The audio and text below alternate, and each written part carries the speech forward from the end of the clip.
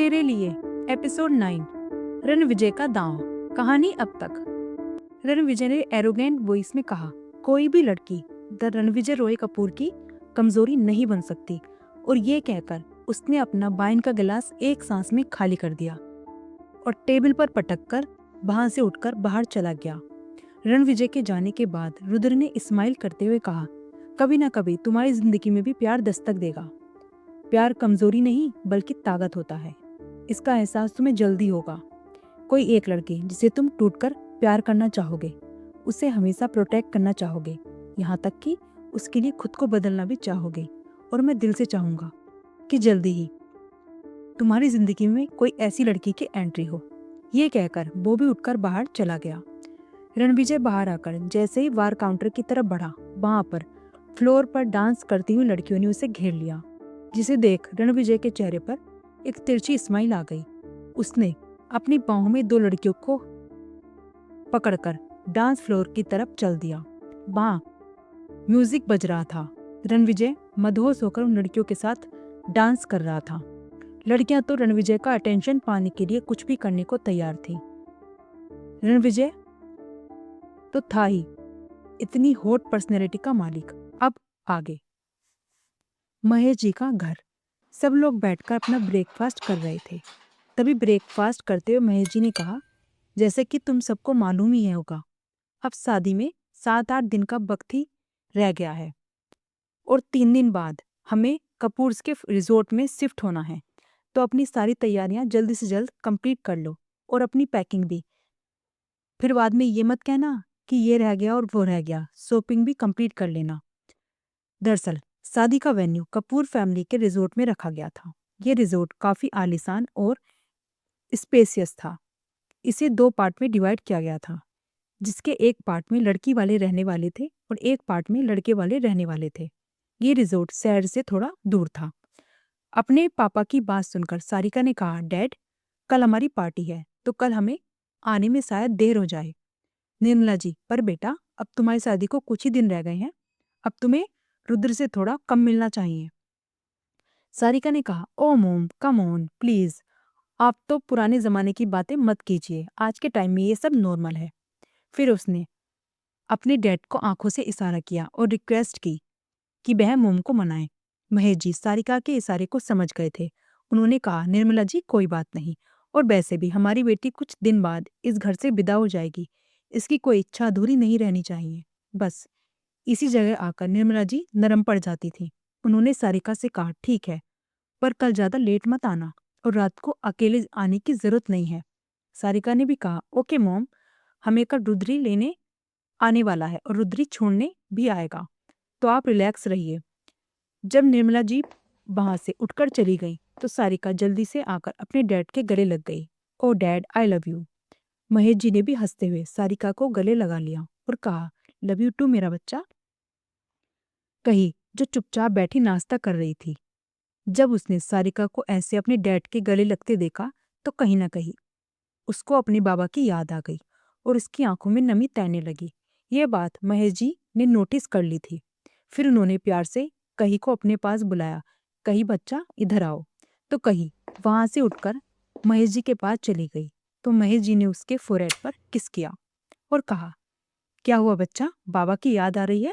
बस कुछ दिन के बाद बाबा आने वाले हैं ना, कहकर उन्होंने कही को अपने सीने से लगा लिया। अब कही भी उनके सीने से लगकर रोने लगी और बोली, मुझे बाबा की बहुत याद आती है, इतने दिन हो गए, उन्होंने कहा था मैं 2 दिन में आ जाऊंगा पर अभी तक नहीं आए। ये कहकर वो सिसकने लगी। कही बच्चों की तरह शिकायत करने लगी तो महेश जी ने हंसकर कहा, कुछ काम आ गया था इसलिए नहीं आ पाए, लेकिन अब यहाँ आने वाले हैं ना, अब चुप हो जाओ। ऐसा कहकर उन्होंने उसके आंसुओं को साफ किया। कही को ऐसा रोता देख सारिका ने कही को चुप कराते हुए कहा, अरे मेरा गोलू मोलू बच्चा, चुप हो जाना, जब भी रोती है तो तेरा फेस बंदरिया की तरह लाल हो जाता है। इस बात पर कही ने मुंह फुलाकर कहा, मैं बंदरिया थोड़ी हूं। तो महेश जी और सारिका दी दोनों ही हंसने लगे। कही ऐसे बोलते हुए बहुत ज्यादा क्यूट लग रही थी। रात का वक्त एक सुनसान सड़क पर एक ब्लैक कार खड़ी हुई थी। ब्लैक कार की बोनेट पर रणविजय लेटा हुआ था और आसमान की तरफ देख रहा था। तभी उसके सामने एक और गाड़ी आकर रुकी और उसमें से एक अधेड़ उम्र का आदमी बाहर आया, जिसके चेहरे पर हल्के गुस्से के भाव थे। वो आगे बढ़ते हुए रणविजय के पास आया और गुस्से में कहा, रणविजय, क्यों बुलाया मुझे तुमने यहाँ पर? उस आदमी की बात सुनकर रणविजय उठकर बैठ गया। उसका फेस अभी एकदम शांत था। उसने शांत नजरों से उस आदमी को घूरा। रणविजय के ऐसे घूरने से उस आदमी को और गुस्सा आ रहा था। उसने एक बार फिर से थोड़ा चिल्लाते हुए कहा, मैंने तुमसे कुछ पूछा है, उसका जवाब दो। रणविजय उसकी बात सुनकर मुस्कुराया और उसके होठ भले ही स्माइल कर रहे थे, लेकिन उसकी आंखों में कुछ और भी खतरनाक भाव थे। वो बोनेट से नीचे उतरा और उस आदमी के चारों तरफ घूमते हुए बोला, गोयल गोयल गोयल, तुम्हें नहीं लगता तुम कुछ ज्यादा ही बोलने लगे हो? वैसे तुम्हारे जैसे लोगों की बोलती बंद करना मुझे बहुत अच्छे से आता है। यह गोयल गोयल इंडस्ट्री का मालिक था, धनराज गोयल। यह रणविजय का बिजनेस राइवल था और हर वक्त उसके किसी न किसी काम में अपनी टांग अड़ाता रहता था। लेकिन रणविजय हर बार उसे वार्निंग देकर छोड़ देता था। उसकी जगह कोई और होता तो कब का इस दुनिया से गायब हो जाता। इसका एक कारण था कि धनराज गोयल रणविजय के दादाजी के दोस्त का बेटा था, और वो दोस्ती ऐसी वैसी दोस्ती नहीं थी। दोनों बचपन के गहरे दोस्त थे, जो कि बुढ़ापे तक साथ चली। कुछ साल पहले ही धनराज गोयल के पिताजी का निधन हो गया था। धनराज जी को कहीं ना कहीं कपूर्स की शोहरत से जलन होती थी और वो उन्हें नीचा दिखाने की पूरी कोशिश करता था, लेकिन कपूर्स कहीं ना कहीं उन्हें पुरानी दोस्ती की वजह से इग्नोर कर देते थे। इसी बात का फायदा धनराज गोयल उठाता था, पर इस बार रणविजय ने उसकी लगाम कसने का पूरा बंदोबस्त कर रखा था।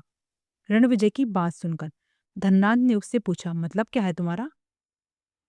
धनराज गोयल के सवाल पर रणविजय के फेस पर एक खतरनाक स्माइल आ गई। उसने अपने फोन की स्क्रीन धनराज गोयल के फेस के सामने की, जिसे देख धनराज गोयल के माथे पर पसीना आने लगा। उसने हकलाते हुए कहा, नहीं, ये झूठ है। रणविजय ने झूठा अफसोस जताते हुए कहा, गोयल, मैं समझ सकता हूँ अपनी बेटी की ऐसी करतूत देखकर एक बाप के दिल पर क्या गुजरती है। वैसे बेहतर होगा बाकी की सच्चाई तुम खुद अपनी बेटी से पूछ लो, जो आज रात मेरे साथ रात बिताने मेरे होटल में आई थी और अभी भी मेरे रूम के बिस्तर पर गहरी नींद में सो रही है। Hotel Hyatt palace, room number 1409। Ranvijay की बात सुनकर अब धनराज गोयल कुछ बोल ही नहीं पा रहा था। फिर रणविजय ने उसकी आंखों में देखते हुए कहा, दादाजी के दोस्त का बेटा समझकर अब तक छोड़ रखा था, वरना तुम्हारे परिवार वालों को तुम्हारी लाश भी नसीब होने नहीं देता मैं। ऐसा कहते हुए उसके फेस एक्सप्रेशन एकदम डार्क हो गए, जिसे देख धनराज गोयल तो पूरा पसीने में भीग गया था। रणविजय ने उसे उसी हालत में छोड़ा और अपनी कार लेकर वहां से चला गया। Flashback, hotel Hyatt, room number 1409। Ranvijay अपने प्राइवेट रूम में बैठा ड्रिंक कर रहा था। तभी डोरबेल सुनाई दी। उसने जाकर रूम का डोर खोला तो सामने एक खूबसूरत और हॉट लड़की खड़ी थी, जिसने एक रिवीलिंग ड्रेस पहनी रखी थी, जिसे देख अच्छे अच्छों का कैरेक्टर लूज हो जाए।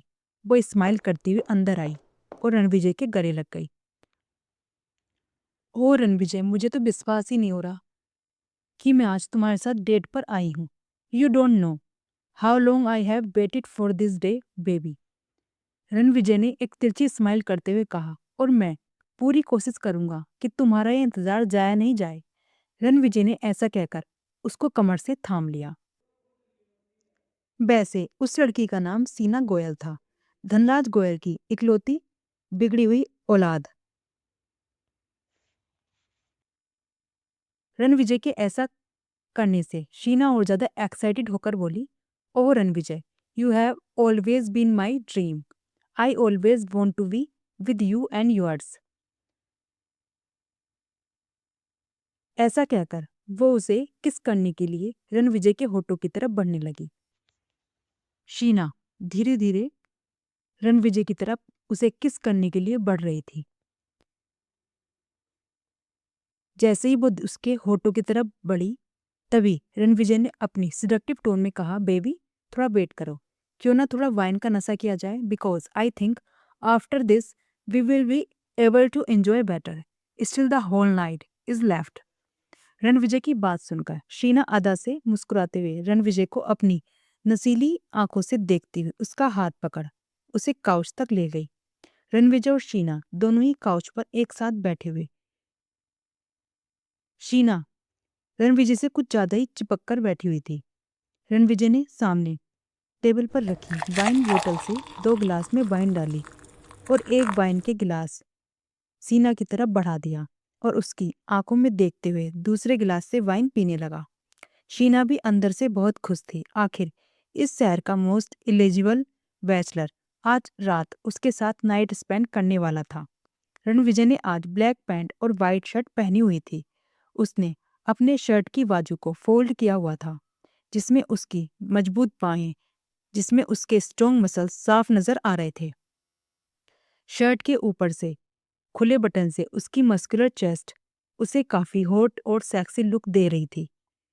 शीना तो उसे ऐसी लुक में देख उसमें इतनी खो गई कि उसे एहसास ही नहीं हुआ कि वो कितने गिलास वाइन अब तक पी चुकी थी। अब उस पर नशा हावी होने लगा था। रणविजय ने भी ये बात नोटिस की। उसने शीना से कहा, baby would you like to dance with me? Sheena ने भी मदहोशी में हामी भरी। रणविजय ने उसे देख स्माइल किया और रिमोट से म्यूजिक सिस्टम में म्यूजिक प्ले कर दिया, जिस पर एक स्लो रोमांटिक म्यूजिक प्ले होने लगा था। आज की रात होना है क्या, खोना है क्या, पाना है क्या, ये सॉन्ग चल रहा था। रणविजय ने अपना हाथ शीना की तरफ बढ़ाया तो शीना ने भी रणविजय के हाथ में अपना हाथ दे दिया। अब रणविजय के हाथ दोनों शीना की कमर पर थे और शीना के हाथ रणविजय की मजबूत चेस्ट पर। कुछ देर बाद शीना पर नशा हावी होता जा रहा था। उससे अब खड़ा भी होना मुश्किल हो रहा था। फिर वो नशे में रणविजय की बाहों में बेहोश हो गई, जिसे देख रणविजय के फेस पर एक डेविल स्माइल आ गई। उसने शीना को बेड पर धक्का दिया और काउच पर रखे शीना के बैग में से उसका फोन निकाल लिया और शीना के फिंगरप्रिंट से उस फोन को अनलॉक किया। कुछ देर में ही उसे जो चाहिए था वो उसे शीना के फोन से मिल गया था। फिर उसने शीना के पास उसका फोन फेंकते हुए कहा, तुम्हें मेरे बिस्तर पर रात गुजारनी थी ना बेबी, अब आराम से पूरी रात मेरे बिस्तर पर गुजारो। फिर एक खतरनाक स्माइल के साथ, और मैं चला तुम्हारे बाप की रातों की नींद हराम करने। फिर उसने वाइन की बोतल उठाई और रूम से बाहर निकल गया। दरअसल सीना बड़े बाप की बिगड़ी हुई औलाद थी और ना जाने उसने अपने कितने बॉयफ्रेंड बनाए थे और उनके साथ कितनी रातें रंगीन की थी। आजकल वो विराज जिंदल के साथ रिलेशनशिप में थी। विराज जिंदल एक मोस्ट वांटेड गैंगस्टर था जो मर्डर, रेप, ड्रग्स डीलिंग और लड़कियों की खरीद फरोख्त में इन्वॉल्व था। अब तो उसके इन कामों में शीना भी उसका साथ देने लगी थी, पर धनराज गोयल को इसकी जरा भी भनक नहीं थी। शीना धनराज गोयल की इकलौती बेटी थी, तो वो उस पर ज्यादा रोक टोक भी नहीं लगाते थे। लेकिन उनकी नज़र में ये सब तब आया जब रणविजय ने उसे अपने फोन में वो डॉक्यूमेंट दिखाए, जिससे यह साबित होता था कि शीना विराज जिंदल के हर इलीगल कामों में इन्वॉल्व थी।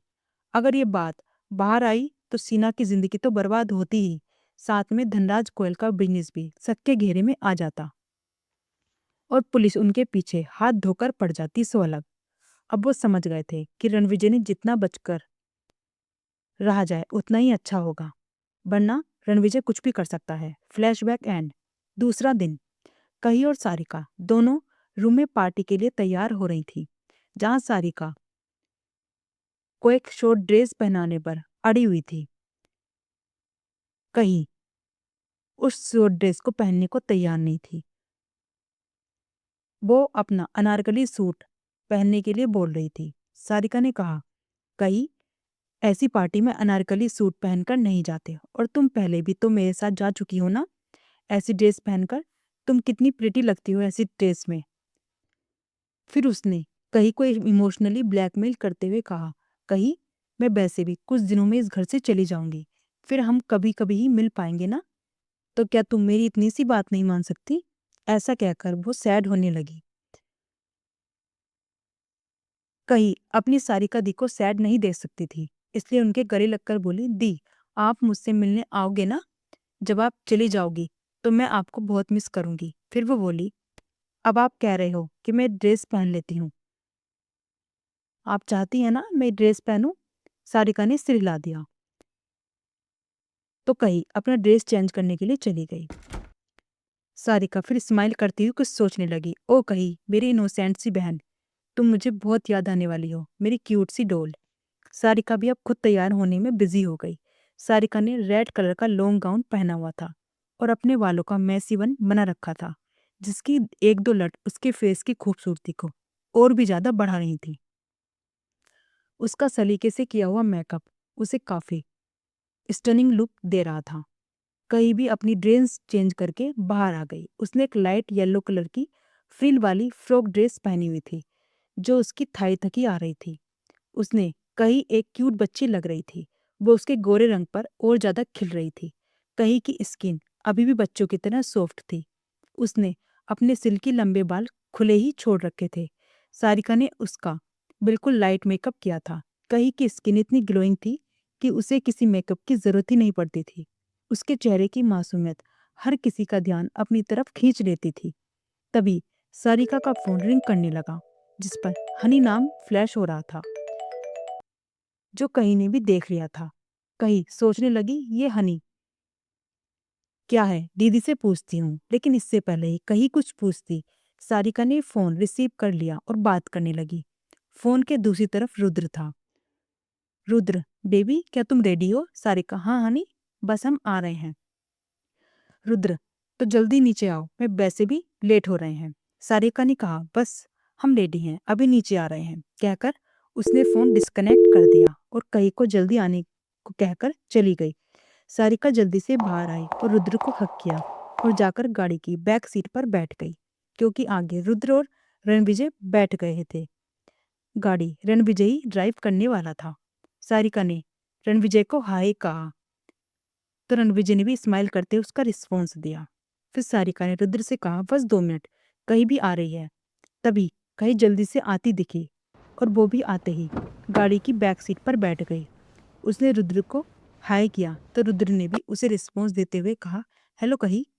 कही ने ध्यान ही नहीं दिया कि गाड़ी में कोई और भी मौजूद है। गाड़ी अब मुंबई की सड़क पर तेजी रफ्तार में दौड़ रही थी। तभी कही को याद आया कि उसे सारिका से कुछ पूछना था। उसने सारिका से पूछा, दी ये हनी कौन है? क्या आपका कोई नया दोस्त है? कही के सवाल को सुन सबका ध्यान उसकी बात पर चला गया और सारिका को हंसी आ गई। वहीं रुद्र के फेस पर स्माइल आ गई। एक छोटी सी स्माइल रणविजय के फेस पर भी आ गई, जिसे कोई नोटिस नहीं कर सकता था। सभी उसे देखकर हंसने लगे। सो कौन है ये हनी? और कहीं की नादानी पर अब क्या रिस्पॉन्स देने वाला है रणविजय? पार्टी में आज रात क्या होने वाला है, जानने के लिए बने रहिए मेरे कहीं के साथ द साइलेंट इंक पर। और लाइक शेयर सब्सक्राइब जरूर करें, बेल आइकन को प्रेस करें, जिससे कि आपको टाइम पर नोटिफिकेशन आता रहे। आई होप आपको स्टोरी पसंद आ रही है, सो प्लीज़ अपना सपोर्ट ज़रूर दिखाएं। Thank you.